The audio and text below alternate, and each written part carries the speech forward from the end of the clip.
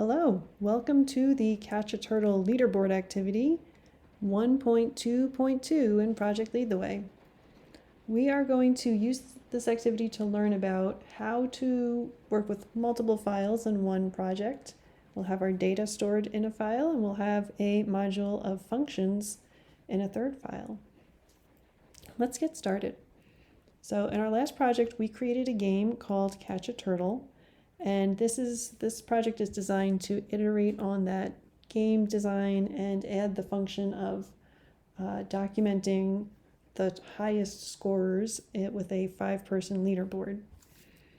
So it starts us off by having us open the prior project so we can iterate on it. I went ahead and created a project in CodeHS that has all the features of the prior project, so we can work off of that. It's in the 1.2.2 version of Catch a Turtle.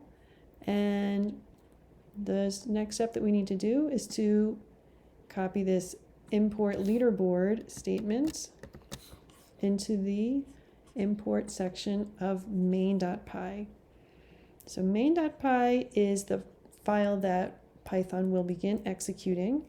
And we're telling Python with this import statement, sometimes we're going to refer to this leaderboard function, which is, of course, part of our project here. I said we're going to refer to the leaderboard function. That was wrong. We're going to refer to the leaderboard file sometimes, which has some useful functions in it for what we're going to do.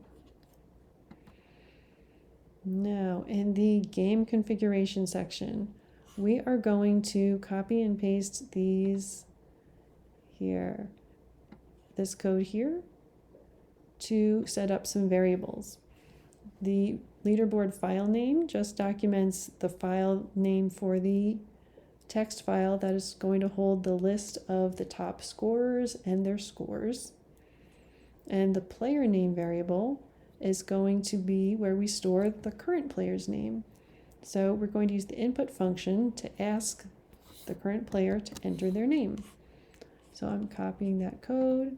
I'm going to the section where we configure variables, game configuration, and I'm going to paste in these two latest variables. All right, on to step 4. Add the following function to your code. Make sure it is placed before the event section of your program. So this is the manage leaderboard function.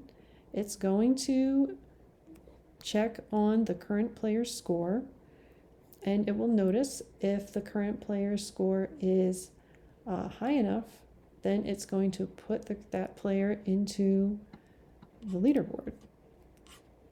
So we can use Control A to select all the text, and we're supposed to place it in the events section of our program. So let's go find the events section.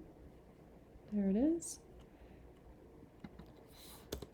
And we're pasting in manage leaderboard. Oh, I lost my file.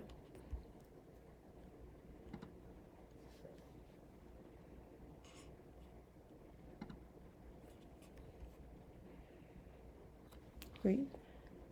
So you can see here we're using the global variable score, which is where we were keeping track of the score of the game. And we're going to be using the global variable spot, which is the name of the turtle in this case.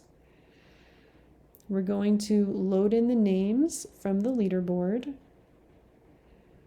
And we're going to load those names into a list.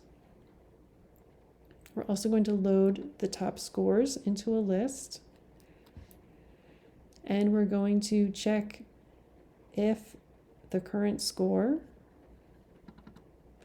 is greater than or equal to the scores in the current scores list, the leaderboard scores list. So if it is high enough, then we're going to update the leaderboard so that the current player gets in there. And we're going to redraw the leaderboard with the new player included. And if the current player did not score high enough to qualify for the leaderboard, then we're going to draw the leaderboard as it currently exists. All right, so that is the manage leaderboard function. Let's take a look at what is next. In the countdown function, we're going to call the manage leaderboard function. So basically, when the game is over, that's when we check, was the scores high enough to qualify for the leaderboard? So this should go in the countdown function, which is here. And we're going to put it in the area where timer is less than or equal to 0. So when time runs out, we tell the user the time is up. We set the timer up Boolean value here to be true. And we're going to call the manage leaderboard function now. What is next? Let's set the timer variable from 30 seconds to just 5 seconds. I think I did that already, right? But if you haven't, you might want to change. So that just lets you test your code a little bit faster. You can always go back to a higher number later if you want to.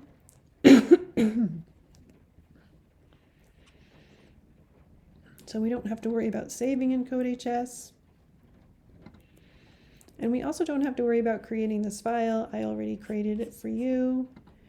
Here it is in Code.hs. All right. So let's go ahead into the leaderboard module.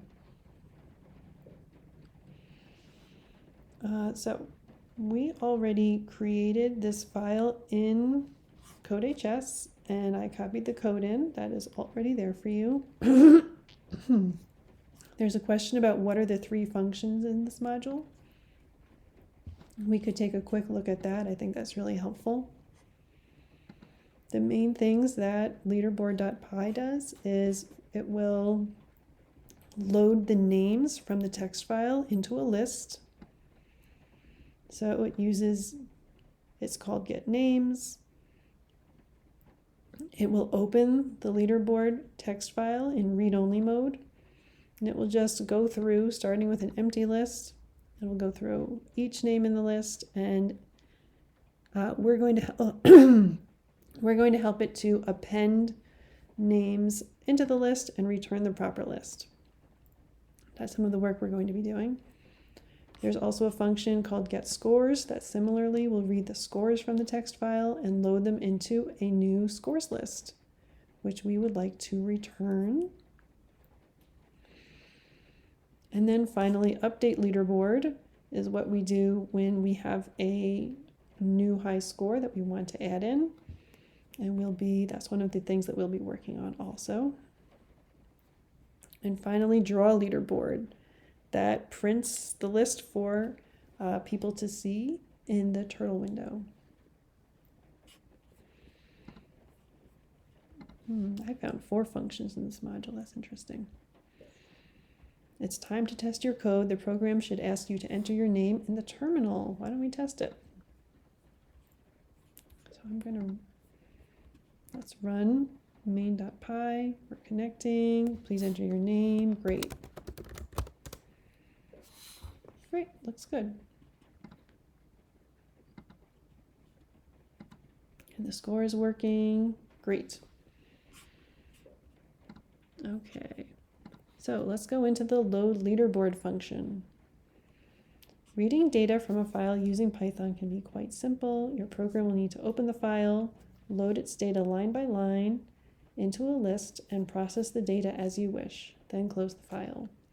So our leaderboard text file is going to have this format where there's a name, and then there's a comma, and then we have that person's score. So we're going to go on like that for, I believe, 5 names. We are going to now work on the get names and get scores functions so that we're reading data from the text file and returning a list. So we actually took a closer look, didn't we, already, at the get names function. It will open the file in read-only mode. So that is over here in leaderboard.py toward the top. get names, it starts by opening the leaderboard file, and it does that in read-only mode. That's what this R is for.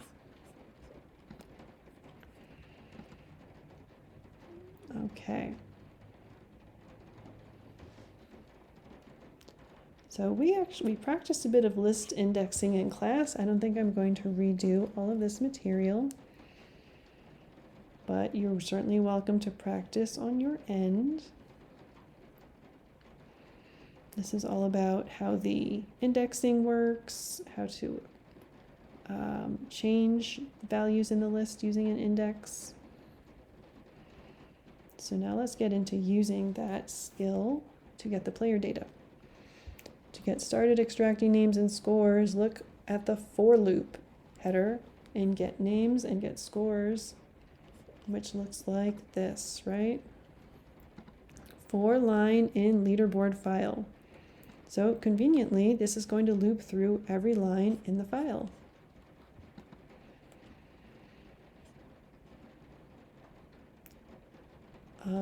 We are going to be making parallel lists, which I think we talked about a bit already, in that we are going to have one list that is all names, one list that is all scores, and the cool thing is the indexes or indices are what make this work. So the person who's at index 0 of the names list will have their score at index 0 of the scores list. So there's a certain symmetry there as it goes on and on, right? The name at index 1 in names has a score at index 1 of the scores list. So let's go ahead and start getting these names out of the text file. The following steps will guide you through extracting the names and the scores. You will use the to-do numbers and comments in leaderboard.py to guide you on where to make your modifications. So if you look at leaderboard.py, the comments have these to do 1, to do 2. We're going to be using those as indicators of where we should be changing the code. So first we're going to go through a string, which is the person's name, and break it up into letters. So a string is kind of like a list of letters. If you want to look at the index of, here's an example, Python, if that's your word, index 0 in Python would return the letter P. If we think of a word as a list of letters. So P is in the 0 position, Y is in the 1 position, T is in the 2 position, and so on. So we're going to loop through a word or a name right now and kind of look at it one character at a time and use that to transfer each letter into a list. So we're finding the comment to do 1, we did that, and then we are adding the following code to it. So to do 1, use a while loop to read the leader's name, the leader name. We'll paste it in over here.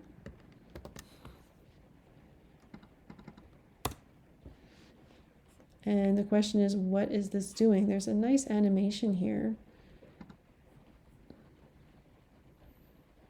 that kind of shows you. So maybe I'll play it and talk through it as it's going. This is the code we just pasted in.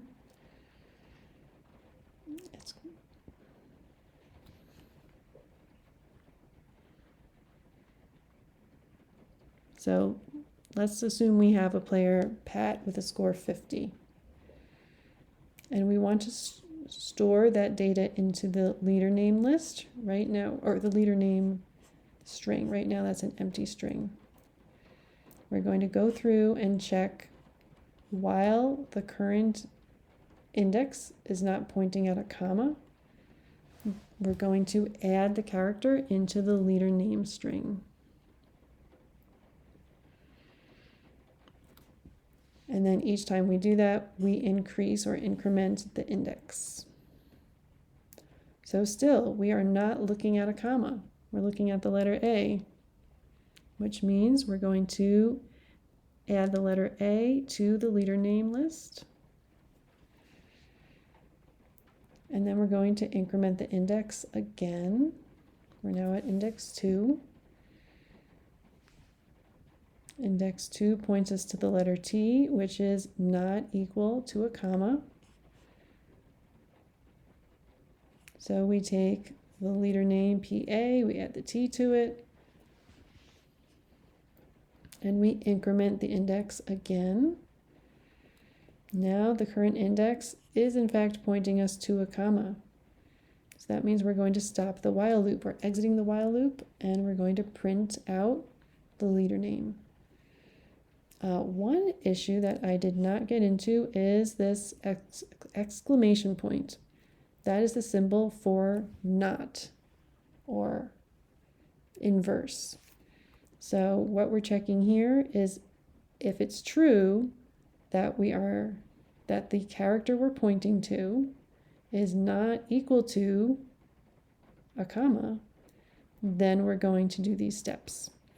So that is the condition of the while loop. And once we get to a point where we are pointing at a comma, like right here, we know we're done. We're done looking at the name, because we're always going to have a comma between the name and the score. That's our convention. All right. Let's add a few data entries to leaderboard.text. This looks good.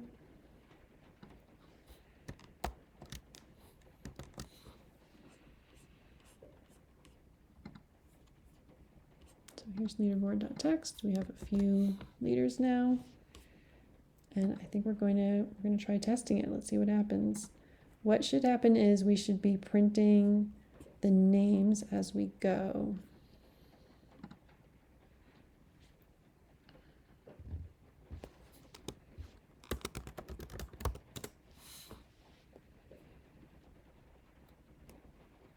We run out of time. We check the leaderboard.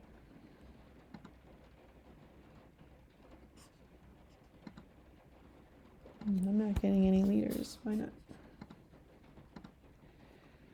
Do I need a higher score?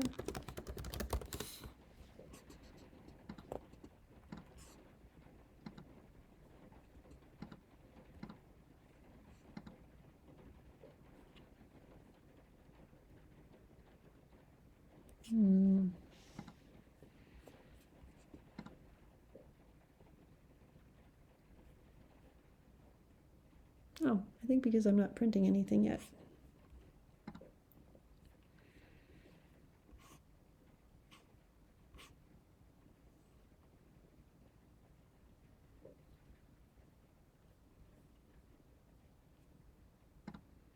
Oh. So let's make sure let's try doing a print here. The idea is to add a line of code that will show you what you just put together, which is the leader name. So I think that's what I was looking for here. Let's do it again.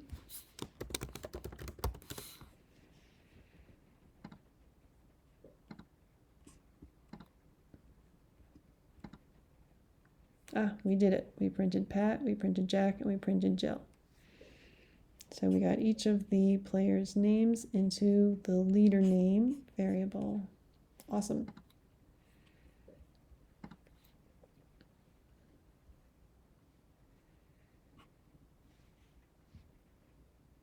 Next, insert a line of code for to-do number 2 to add the leader name that you just extracted from the line to the list of leader names. So we're pretty good with lists, right? Let's check this out. We are looking to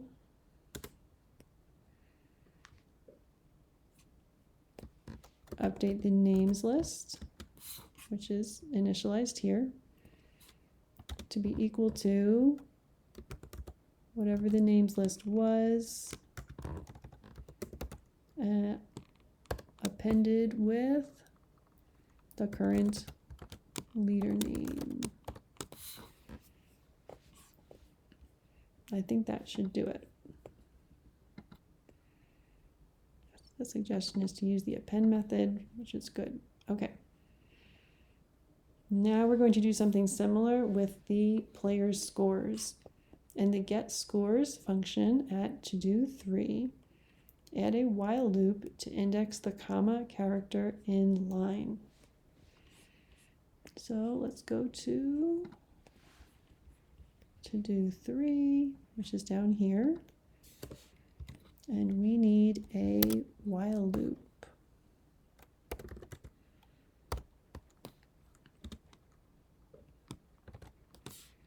So this time we want to make sure we are similarly traversing through until we get to the comma, correct? So while the line at the current index is not equal to a comma, we're going to do the following. We're just going to increment the index because we're stepping through the list. We're kind of stepping over the name until we get to the comma, and at that point we're going to stop. And that means currently we're going to be at the comma. We should increment index so that it is one character past the current index because we want to get to where the score is. So step 22 is telling you once you get to the comma, which is what's happening here, you want to increment index one more time so that you're now at the beginning of the score. It's taking you from here to here. So next, we want to now read in any values from our current index until we get to the end of the line. The end of the line is always indicated by a little code /n, which stands for new line. It's not something that is visible to a person looking at the file, but it's something that will be found in the code. So what we are going to do now is a little bit like what we did when we extracted the player name. We're going to find to do number 4, and we're going to loop through one character at a time until we get to the new line character.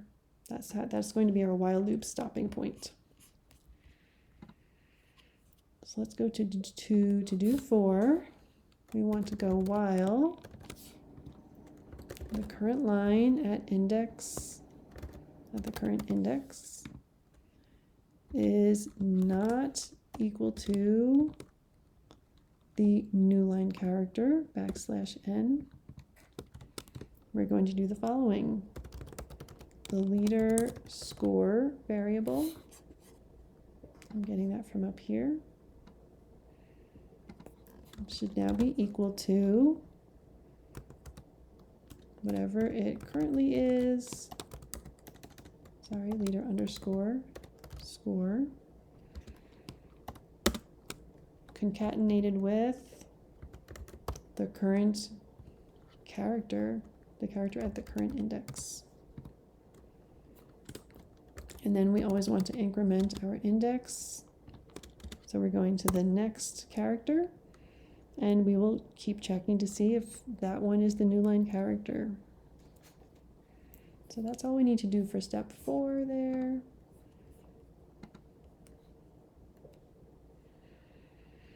Now we're looking at to do number 5, add the leader score to the list of leader scores. Note, you will use each score as a numerical value. So convert it from a string data type to an integer data type. You may recall we have used this function called int, here it is, to convert a number that's being held as a string value into a numerical integer value. So to do 5, we are going to append the current leader score to scores. Scores equals scores dot append of the current leader score, but the current leader score is a string. We need to make it an integer.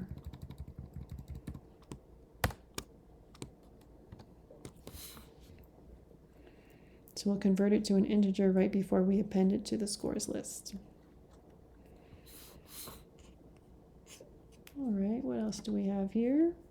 Add a print statement after the while loop or after you append the scores and test your code to make sure that you are extracting the names and scores correctly. So let's test there. And I'm going to print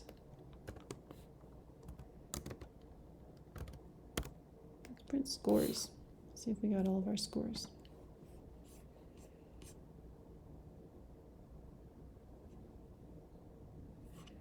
I think I actually want to print the leader score for now. All right, let's see. So we're starting over. We enter our name. We play the game.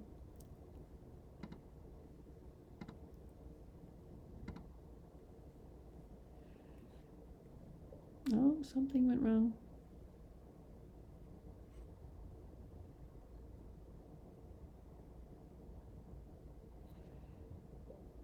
Names.append is not working. Let's see.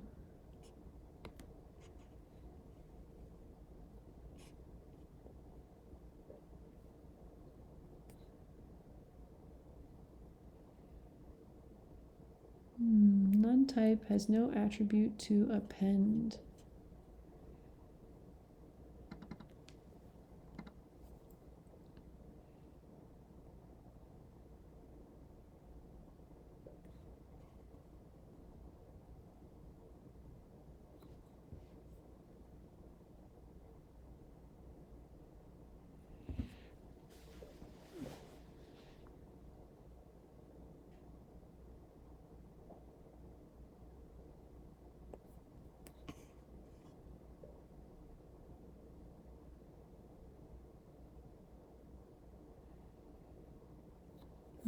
It seems like something's going wrong with the third person.